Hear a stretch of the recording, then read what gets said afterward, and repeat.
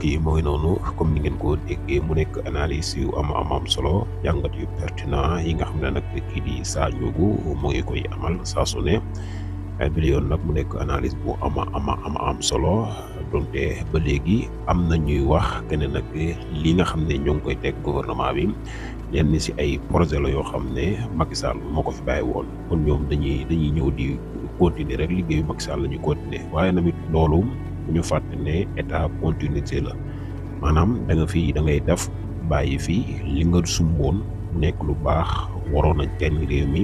askan mi waroon see gis seen bopp boo demee ñi la wuutu loolu duñ ko neenal dañ koy jël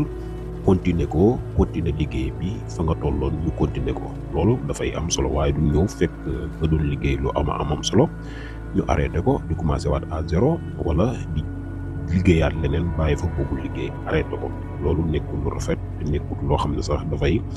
développer am réew kon nag ñenn ci opposition bi wala ñi nekk APR di wax kàddu yu ni mel loolu moom nañu ko arrêté mën nañu wax loolu ndax kat nekkut wax joo xam ne daal lu yenu maanaa la dañu bëgg réew mi di avancer ñëpp nañu xàccandoo dóorandoo kon nag liggéey bu am solo bi nga xam ne nag ñoo ngi koy def bu deree wax dañu koy wax di ko gën a yaatal ndax dafay nekk loo xam ne dafay am solo loolu ci réewum Sénégal te ngeen Sa Ndiogou ak analyse bu am solo bi nga xam ne nag daana ko ci amal ba léegi ñu des ci wàllum xibaar dañuy dem fële sa Touba Mbacké juróom-ñaari doomu aadama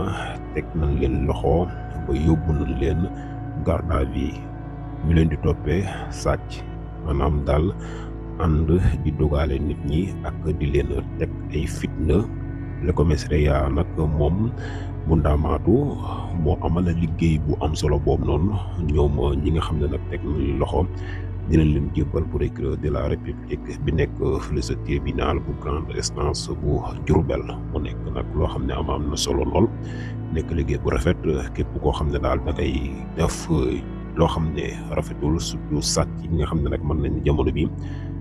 takkarnaase na lool ñoo xam ne day ñëw fekk la nga tëj ca boutique ñu gaare seen oto yor seeni matériel daaj yi def lu leen neex yóbbu sa alal loolu moom nuñ mën a def ba arrêté ko ci réew mi rek